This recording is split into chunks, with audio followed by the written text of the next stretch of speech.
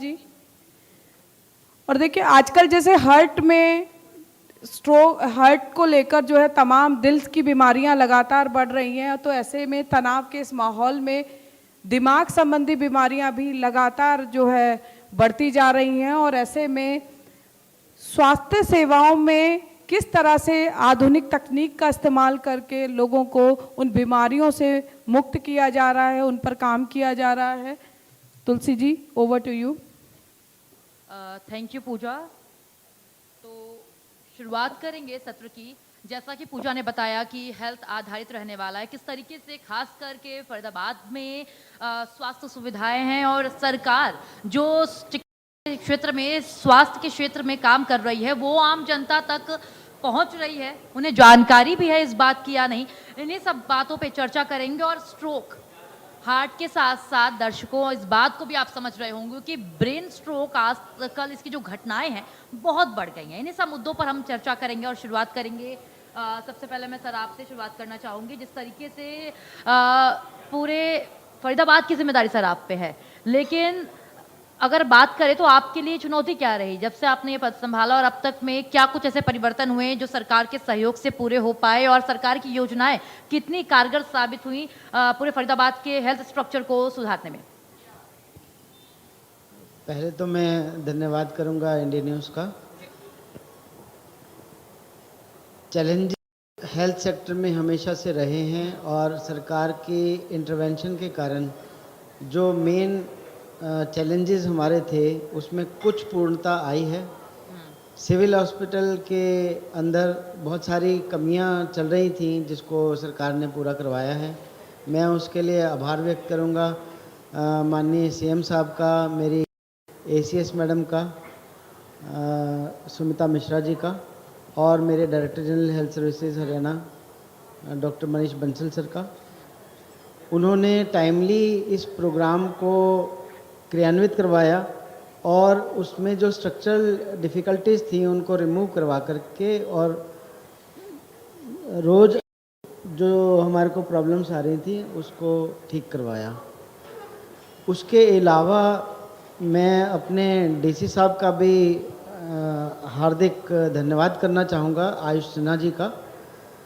उन्होंने 2017 से अटके हुए सीएम अनाउंसमेंट को भी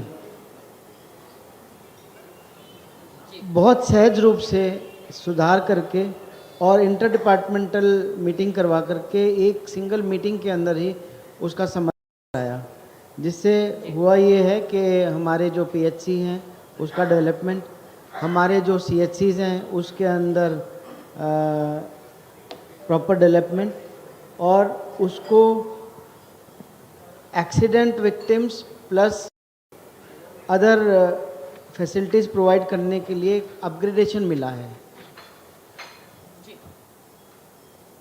ठीक है, चल हम अपनी जो है चर्चा को आगे बढ़ाते हैं और डॉक्टर विनीत बांगा जी हमारे साथ जुड़े हुए हैं। विनीत बांगा जी डायरेक्टर एंड हेड न्यूरोलॉजी भी हैं और इसके साथ ही इंटरवेंशनल न्यूरोलॉजिस्ट है, यानी इंटरवेंशनल में इनका काफ़ी विशेषज्ञता हासिल है।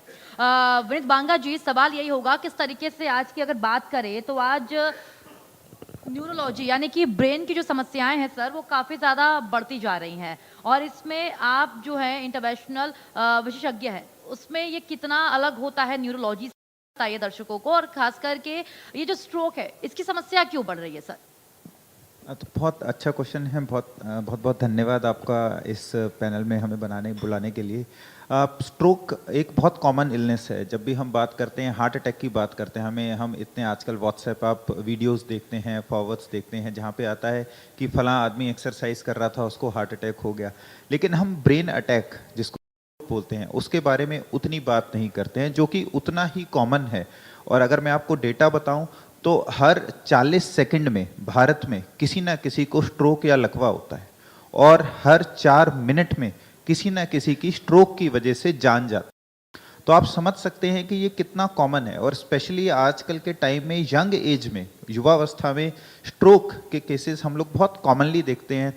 और उसके कुछ कारण हैं, जो हमारी जीवन शैली, जो हमारी लाइफस्टाइल है वो बहुत इम्पॉर्टेंट है। आजकल स्ट्रेस बहुत हो गया है, एक सेडेंटरी लाइफस्टाइल है जिसमें हम बैठे रहते हैं एक लैपटॉप लेके और काम करते रहते हैं। जो पहले हम चलते फिरते थे वो कम हो गया है। खान पीन में फास्ट फूड, ऑयली फूड खाना, या जो व्यसन है जैसे कि स्मोकिंग, अल्कोहल, ये एक फैशन बन गया है, जिसकी से जो आज की यंग जनरेशन है उसमें स्ट्रोक के केसेस स्पेशली वो काफ़ी ज़्यादा बढ़ गए हैं। और जो हम पहले देखते थे कि 60 साल की एज में या 50 के ऊपर की एज में स्ट्रोक के पेशेंट्स आते थे, आज हम देते हैं कि करीब 20% पेशेंट्स जो हैं, 20% पेशेंट जो हैं वो पेशेंट हमारे यंग एज के होते हैं, जिनकी उम्र 30 साल 40 साल होती है, जो कि पहले हम इतना कॉमनली नहीं देखते थे। और रही बात इंटरवेंशन की, तो being the only interventional neurologist of the city, neuro intervention एक ऐसी सब स्पेशलिटी है जिसके बारे में पब्लिक को पता नहीं है। तो अगर आप देखें तो सबको पता है कि हार्ट में स्टेंट डलते हैं, पेस मेकर डलता है, लेकिन कितने लोगों को ये पता है कि ब्रेन में भी स्टेंट डलता है। अगर ब्रेन में ब्लॉकेज हो और अगर आप टाइम से हॉस्पिटल पहुंच जाएं तो उस ब्लॉकेज को बिना किसी चीर फाड़ से, एक छोटे से प्रोसीजर से, टांग के रास्ते एक सुई डाल के निकाल सकते हैं, जिसको हम मैकेनिकल थ्रोम्बेक्टमी बोलते हैं। कितने लोगों को ये पता है कि जो हार्ट में पेसमेकर डलता है वो ब्रेन में भी डल सकता है। तो ऐसी आजकल एडवांस पद्धति आ गई है जिसको कि हम इंटरवेंशनल न्यूरोलॉजी बोलते हैं, जिसकी मदद से बिना चीर फाड़ से हम ब्रेन में स्टेंट्स डाल सकते हैं, क्लॉट्स निकाल सकते हैं, ब्रेन में बने हुए अगर ब्लीडिंग है तो उसको ट्रीट कर सकते हैं। काफ़ी डिटेल के जरिए आपने जानकारी भी दी दर्शकों को। और मैं एक बार फिर से डॉक्टर जयंत आहूजा जी का रुख करना चाहूँगी जी। सरकार की ऐसी कौन कौन सी योजनाएं हैं सर, जो सरकारी अस्पतालों में उपलब्ध है, मौजूद है, लेकिन जो आम जनमानस है उनको इसकी जानकारी नहीं है और वो फिर उन्हें मजबूरी में प्राइवेट अस्पतालों का रुख करना पड़ता है, जिससे कहीं ना कहीं सरकार की जो योजनाएं है उसका लाभ फिर मिल नहीं पाता है। देखिए, 1 साल से हार्ट सेंटर बंद पड़ा था। माननीय विपुल गोयल जी के इंटरवेंशन से और माननीय स्वास्थ्य मंत्री जी की इंटरवेंशन से पुनः हार्ट सेंटर क्रियान्वित हो गया है और वो पब्लिक को सेवाएं दे रहा है।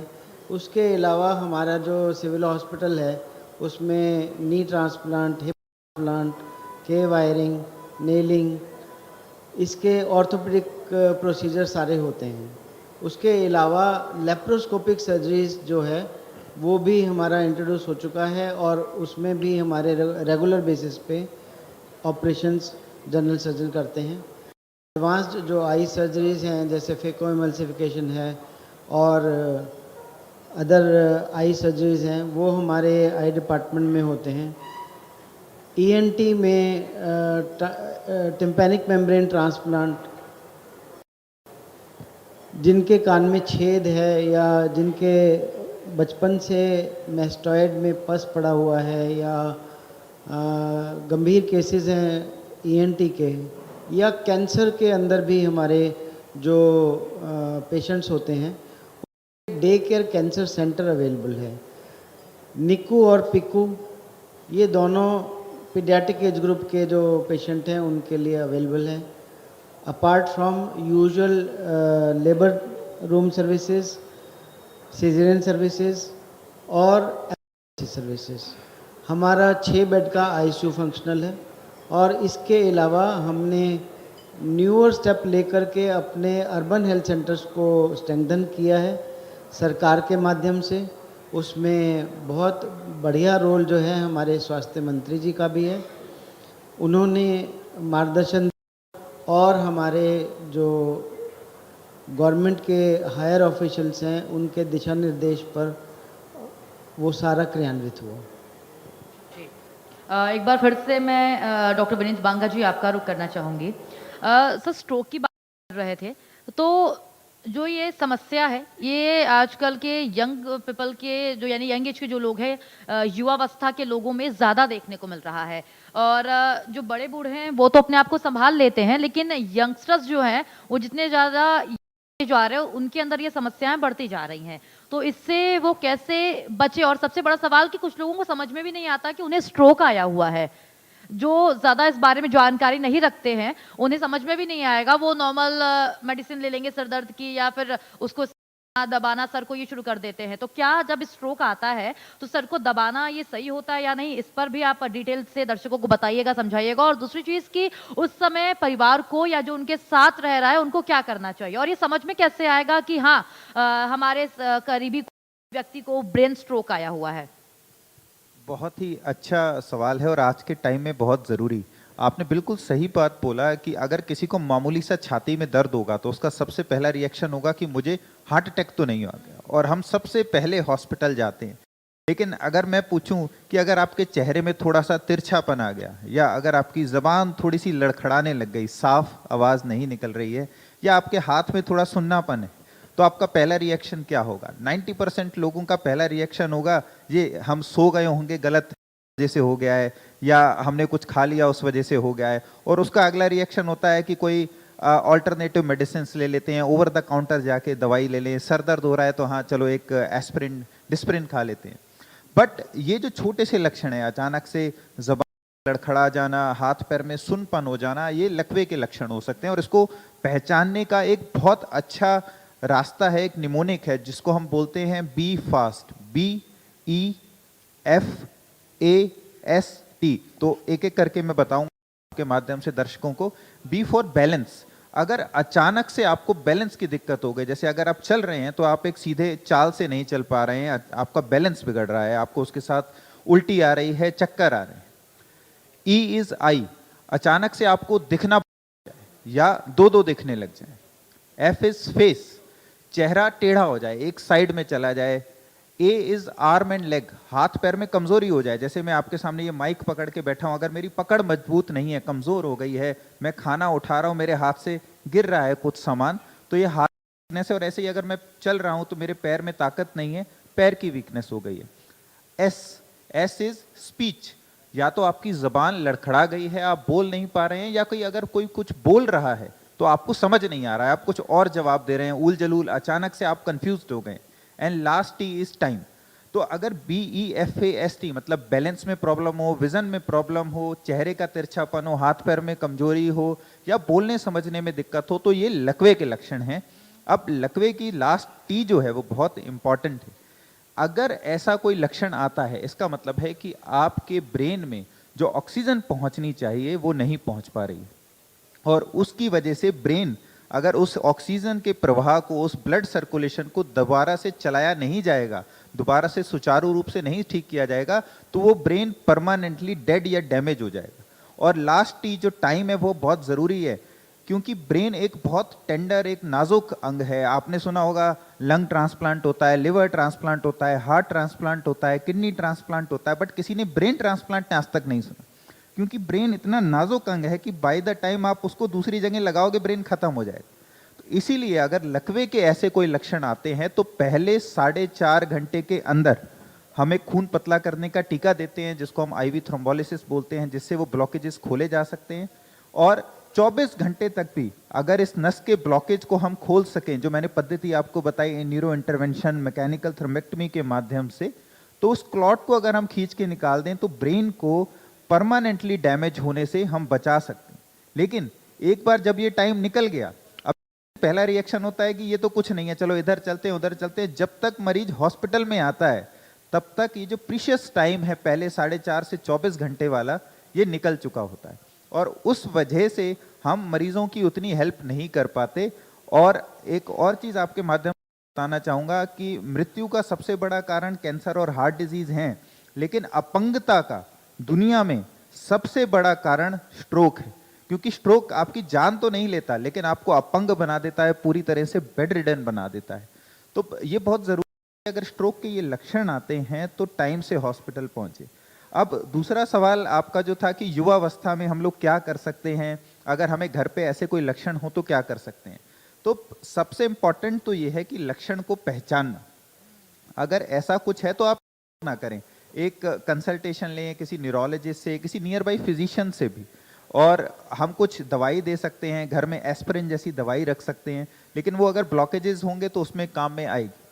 खास युवावस्था में जो एक बहुत इंपॉर्टेंट चीज है वो है अपनी जीवन पद्धति, अपनी जीवन शैली में अगर हम बदलाव कर सकें। जो एक कॉमन चीज है जो हर बीमारी से आपको बचाएगी, हर डॉक्टर आपको कहता है कि आप अच्छा खाएं, जिसमें से कि आप तला हुआ नहीं खाएं, प्रोटीन्स खाएं, कार्बोहाइड्रेट्स फैट्स को कम खाएं, कम खाएं, तला हुआ कम खाएं, नमक कम खाएं, फास्ट फूड कम खाएं। दूसरा, एक्सरसाइज। एक्सरसाइज जितना आप चलेंगे फिरेंगे, और एक्सरसाइज का ये मतलब नहीं है कि आपको जिम जाना है। ये एक बहुत कॉमन मिसकॉन्सेप्शन है आज के टाइम में कि अगर आप जिम जा रहे हो तभी एक्सरसाइज कर रहे हो। हमारे बड़े बूढ़े जिम नहीं जा, लेकिन वो फिट थे क्योंकि वो चलते थे। मेरे दादाजी 70 साल की उम्र में भी करीब 20 किलोमीटर तक वॉक कर लेते थे, लेकिन आज के टाइम में शायद मैं नहीं कर पाऊं। तो एक्सरसाइज सिर्फ 20 मिनट अगर आप तेज चाल के साथ रोज चल दें, हफ्ते में 5 दिन, तो उतनी एक्सरसाइज आपके लिए बहुत है। और तीसरा, नींद। स्लीप बहुत इंपॉर्टेंट है। स्लीप को हम यूजुअली इग्नोर करते हैं कि कम सोएंगे, टाइम पर नहीं सोएंगे, या स्ट्रेस की वजह से हमको प्रॉब्लम है।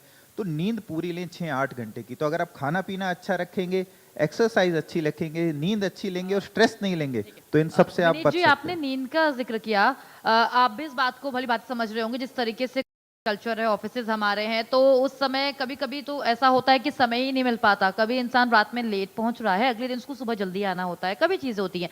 तो ऐसे समय में जो नींद पूरी नहीं हो पाती है, उसका कोई उपाय या कोई ऐसा है कि नहीं कुछ वैकल्पिक कोई उपाय, आप देखिए, अगर या रात की नींद जरूरी है, दोपहर की नींद नहीं? इस मैम, type का- लेकिन ऐसा जी। नहीं है कि रात की जरूरी है। आपको 6 से 8 घंटे सोना है, तो अगर आप रात में नहीं सो पाए तो उसको कवर अप कर लें। आजकल शिफ्ट ड्यूटीज होती हैं, हमारे मेडिकल सेक्टर में तो बहुत ज़्यादा होती हैं। नर्स की नाइट ड्यूटी है तो उसको मॉर्निंग में जाके सोना है, डॉक्टर की नाइट ड्यूटी है तो उसको मॉर्निंग में जाके सोना है, वार्ड बॉय की नाइट ड्यूटी है। लेकिन आप कोशिश करें कि आप 6 से 8 घंटा सोएं, क्योंकि अगर आप सोते नहीं हैं तो आपको बीपी, शुगर और बाकी बहुत सारी प्रॉब्लम्स जो हैं वो हो जाती हैं। और एक बहुत इंपॉर्टेंट और डिटर्मिनेंट है जिसके लिए सरकार बहुत ग्राउंड लेवल काम कर रही है, वो है पॉल्यूशन। पॉल्यूशन हार्ट और ब्रेन की बीमारियां और बाकी बहुत सारी बीमारियों में एक बहुत इंपॉर्टेंट कंट्रीब्यूटर है, जिसको हम लोग मैनेज कर सकते हैं, और गवर्नमेंट उसके लिए एफर्ट कर रही है ईवी पॉलिसी और बाकी सब चीज़ों के माध्यम से। ठीक है। डॉक्टर जैन जी, सवाल ये लेना चाहूंगी आपसे, जिस तरीके से अभी विनीत जी जिक्र कर रहे थे कैंसर, तो कैंसर और न्यूरो के जो बीमारियां हैं या जो उसकी शिकायतें हैं वो अब ज्यादा बढ़ने लगी हैं बच्चों में। कैंसर की भी पेशेंट ज्यादा आ रहे हैं, उनको दुर्भाग्यपूर्ण है कि उसे बचाया नहीं जा सकता, बहुत कम ऐसा है। तो खास करके फरीदाबाद में, क्योंकि जिम्मेदारी आपकी फरीदाबाद की, तो सर कुछ खास व्यवस्थाएं हैं, और अगर नहीं है, जो ऐसे स्पेशल डिपार्टमेंट्स हैं, चाहे कैंसर हो गया, चाहे न्यूरो हो गया, या एक दो, या कार्डियो, कुछ एक दो और, तो उसको लेकर के कुछ तैयारी है सरकार की? आपकी कोई ऐसी प्लानिंग है कि इसको हम आने वाले समय में फरीदाबाद में लाएंगे, जिससे कि जो फरीदाबाद के लोग हैं उन्हें यहीं पर एक बेहतर इलाज मिल जाए कैंसर न्यूरो के क्षेत्र में, जिससे उन्हें बाहर ना जाना पड़े? या फिर सरकार की कुछ योजनाएं हैं जो हमें नहीं पता? जैन जी। देखिए, जहाँ तक कैंसर की व्यवस्था है उसमें हमारा day care centre already exist कर रहा है। 4 हमारे पास मेडिकल कॉलेजेस हैं जो उच्च स्तर पे काम कर रहे हैं। मेडिकल कॉलेजेस में ये व्यवस्था दी गई है कि वहाँ पर कैंसर और कैंसर के रोगियों के उपचार हो सके। यहाँ पे एक मुद्दा जो आपने पोल्यूशन का उठाया है, उसके अंदर मेजर जो काम किया जाना है वो पोल्यूशन कंट्रोल बोर्ड द्वारा काम किया जाना है।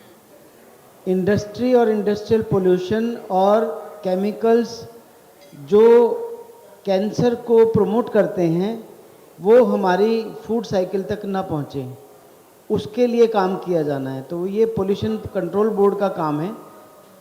और वाटर और फूड, ये 2 चीज़ें ऐसी हैं जो केमिकल्स के कारण जब भी कंटेमिनेट होती हैं, इंडस्ट्रियल केमिकल जब हमारी फूड साइकिल में एंटर करता है तो कैंसर्स और अन्य बीमारियां वो बढ़ जाती हैं।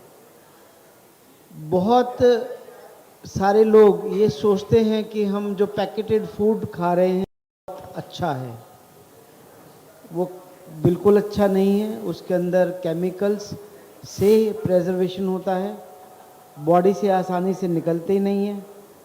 खासकर वो केमिकल्स जो ग्रेड 1, ग्रेड 2, ग्रेड 3 प्रेजर्वेटिव की कैटेगरी में आते हैं, ये किडनी को डैमेज करते हैं और स्वास्थ्य को हानि पहुंचाते हैं। इसके अलावा जो आम जनता करे वो ये कि अपना जो खाना है, खान पान है, वो सादा रखे, ताज़ा खाना बनाएं, ताज़ा खाना खाएं, व्यायाम करें नींद पूरी लें। जैसे आपने एक साइकिल बताया कि नींद पूरी नहीं, जहाँ समय मिल जाए नींद पूरी करने का, तो 10 मिनट की जो नैप है वो डेस्क पे सिर रख करके ही अगर सो जाएंगे और आपकी नींद का एक झोंका आ जाएगा तो वो नींद शरीर के लिए अच्छी रहती है। यौगिक नींद का एक प्रावधान है जो योगा के जो टीचर्स हैं हमारे, वो आयुष विभाग में सिखाते हैं। यौगिक नींद जो है 2 घंटे की नींद या 4 घंटे की नींद को केवल 5 मिनट में पूरा किया जा सकता है। उसके अंदर सांस कंट्रोल करना है और अपने सांस पे ही कंसंट्रेट करना है, बाकी विचार को शून्य करना है और पूरे शरीर को रिलैक्स करना है। ये अगर प्रक्रिया आप करेंगे तो आप यौगिक नींद ले सकते हैं। सर, आप दोनों का सबसे पहले तो बेहद शुक्रिया हमारे समिट में आने के लिए और समिट को खास बनाने के लिए। और मुझे उम्मीद है जो दर्शक हमें देख रहे हैं और जो यहाँ बैठे हैं उन्हें स्वास्थ्य से जुड़े जो उनके सवाल होंगे वो उन्हें उनके जवाब मिल गए होंगे, खास करके न्यूरो को लेकर के। और सर, जिस तरीके से आपने बताया कि हमारे फरीदाबाद में व्यवस्थाएं हैं जिनकी जानकारी शायद दर्शकों को नहीं थी कि सरकारी अस्पतालों में भी ये व्यवस्थाएं मौजूद हैं, जो कि आपके माध्यम से दर्शकों को पता चल भी गई। बहुत शुक्रिया डॉक्टर जयंत आपका और डॉक्टर विनीत आपका हमें